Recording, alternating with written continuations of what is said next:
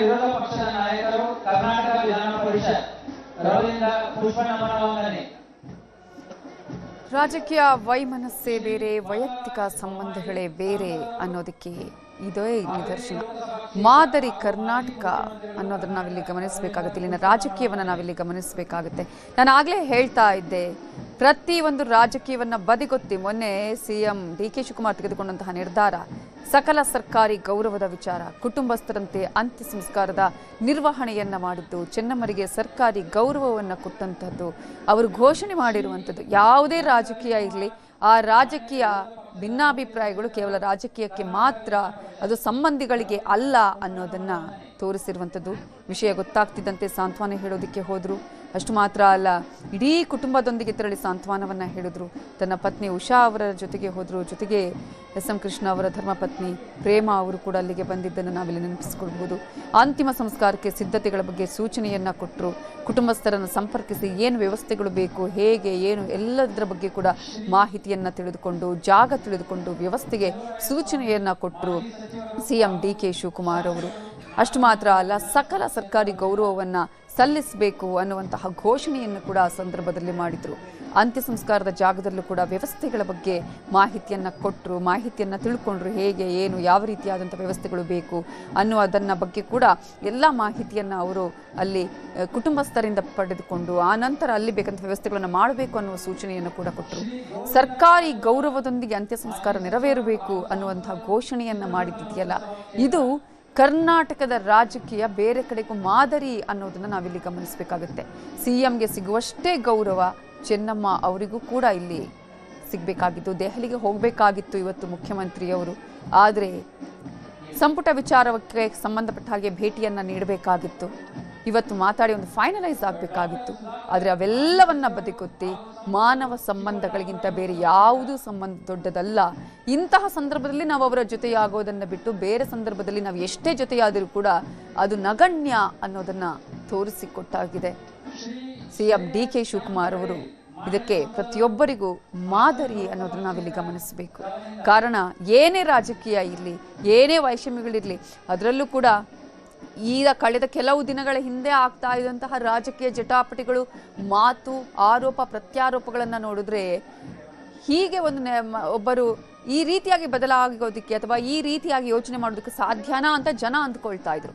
ಆದರೆ ಸಂಬಂಧವೇ ಬೇರೆ, ರಾಜಕೀಯವೇ ಬೇರೆ ಅನ್ನೋದನ್ನ ತೋರಿಸ್ಕೊಟ್ಟು. ನಾನು ಆಗಲೇ ಸ್ಟಾರ್ಟಿಂಗಲ್ಲಿ ಹೇಳ್ತಾ ಇದ್ದೆ, ಸಕಲ ಸರ್ಕಾರಿ ಗೌರವದ ವಿಚಾರ ಬಂದಾಗಲೇ ನಾನು ಹೇಳ್ತಾ ಇದ್ದೆ, ತನ್ನ ಪತ್ನಿಯೊಡನೆ ಕುಟುಂಬಸ್ಥರ ಜೊತೆಗೆ ಆ ಸಂದರ್ಭದಲ್ಲಿ ಬಂದು ಅಂತಿಮ ನಮನವನ್ನು ಸಲ್ಲಿಸಿದ್ರು. ಕುಟುಂಬಸ್ಥರಿಗೆ ಸಾಂತ್ವನವನ್ನು ಹೇಳಿದಂತಹ ವಿಚಾರ ಇದೆಯಲ್ಲ, ಇಮಿಡಿಯೇಟ್ ಆಗಿ ಅದು ನಮ್ಮ ಕುಟುಂಬಸ್ಥರೇ, ನಮ್ಮ ಮನೆಯವರು ತೀರ್ಕೊಂಡಂತಹ ಸಂದರ್ಭದಲ್ಲಿ ಏನಾಗುತ್ತೆ, ಯಾವ ರೀತಿಯ ಪರಿಸ್ಥಿತಿ ಇರುತ್ತೆ ಅನ್ನೋದ ರೀತಿಯಲ್ಲೇ ಆ ಒಂದು ವಿಚಾರವನ್ನು ತಿಳಿದು ಇಮಿಡಿಯೇಟ್ ಆಗಿ ಬರ್ತಾರೆ ಸಿಎಂ ಡಿ.ಕೆ. ಶಿವಕುಮಾರ್ ಅವರು.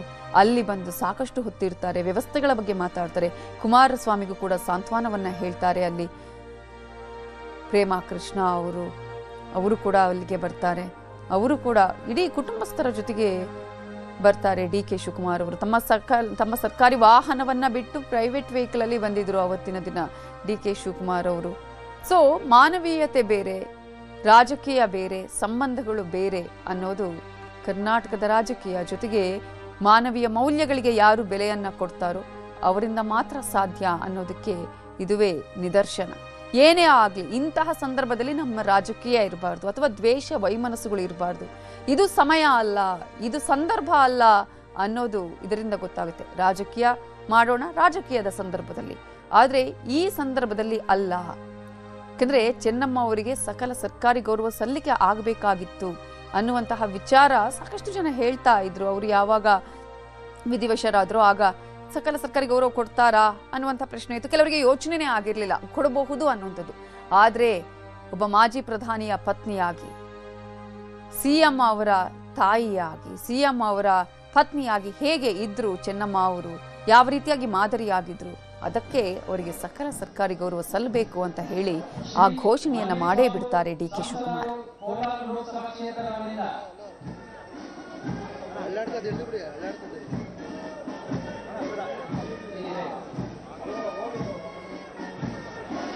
ಶ್ರೀ ವಿಜಯೇಂದ್ರ ಶಾಸಕರು, ಅದನ್ನ ನಾನು ಸ್ಟಾರ್ಟಿಂಗ್ ಕ್ಷೇತ್ರ ರವರಿಂದ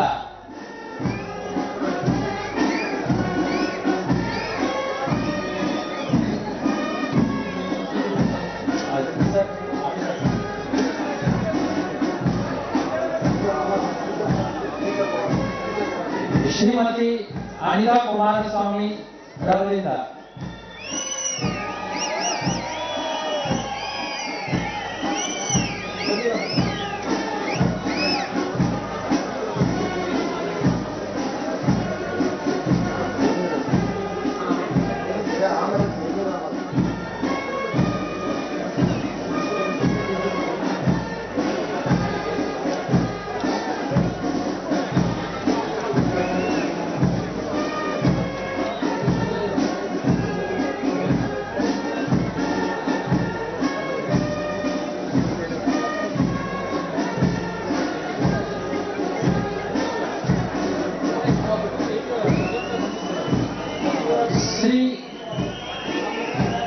ಶ್ರೀ ಜಮೀರ್ ಅಹಮದ್ ಮಾಜಿ ಸಚಿವರು ಹಾಗೂ ಶಾಸಕರು ಚಾಮರಾಜಪೇಟೆ ವಿಧಾನಸಭಾ ಕ್ಷೇತ್ರಗಳಿಂದ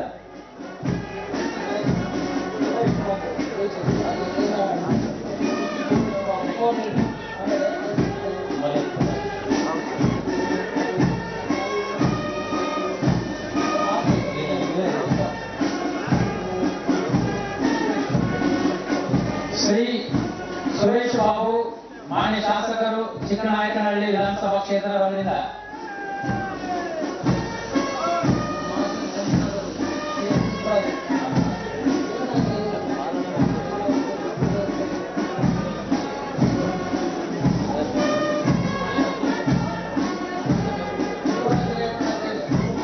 ಶ್ರೀ ಸೂರಜ್ ರೇವಣ್ಣ ಮಾನ್ಯ ಶಾಸಕರು ವಿಧಾನ ಪರಿಷತ್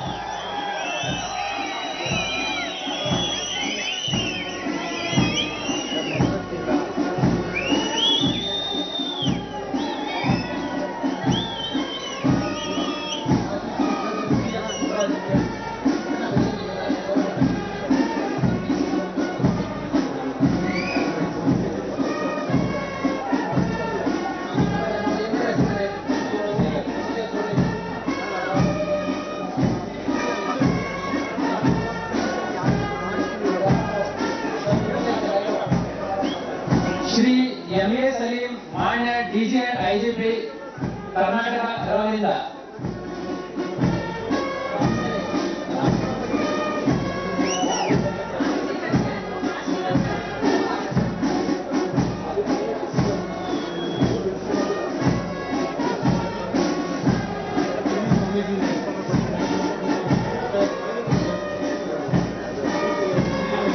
ಹೇಳ್ಬೇಡ ಸರ್.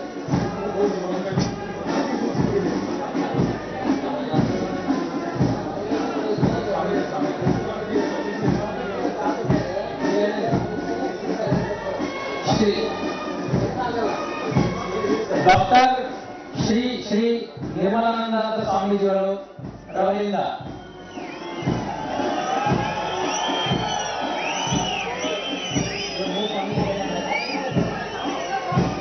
ಅವರೊಂದಿಗೆ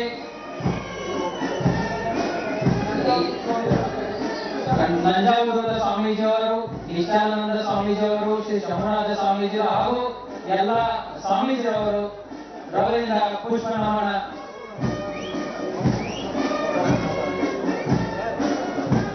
ಶ್ರೀ ರಂಭಾಪುರಿ ಮಠ ಸ್ವಾಮೀಜಿಯವರು ಹಾಗೂ ಎಲ್ಲ ಸ್ವಾಮೀಜಿಯವರು ಕೂಡ ಪುಷ್ಪ ನಮನ ಸಲ್ಲಿಸಬೇಕೆಂದು ಕೋರಿ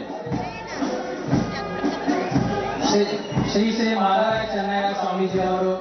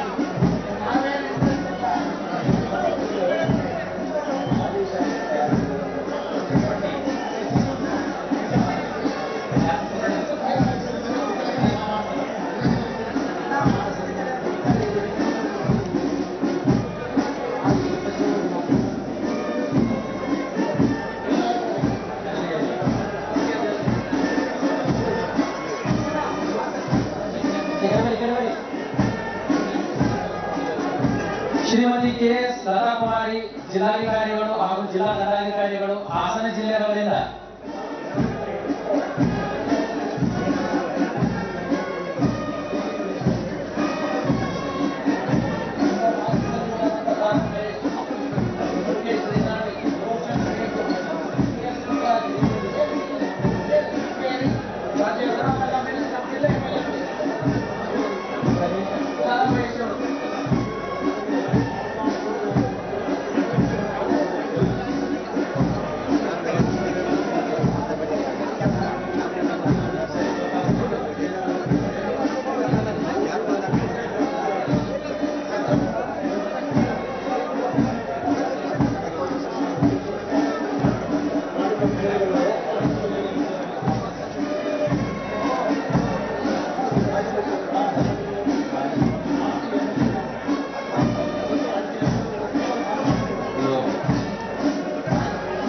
ಮಾಜಿ ಸಚಿವರುಗಳಾದಂತಹ ಮಾನ್ಯ ಶ್ರೀ ಸಾರಾ ಮಹೇಶ್ವರ್ ಅವರು, CS ಪುಟ್ಟರಾಜರವರು, ಶ್ರೀ ಮುರುಗೇಶ್ ನಿರಾಣಿ ಅವರು, ಶ್ರೀ ರೋಷನ್ ಬೇಗ್ ಅವರು,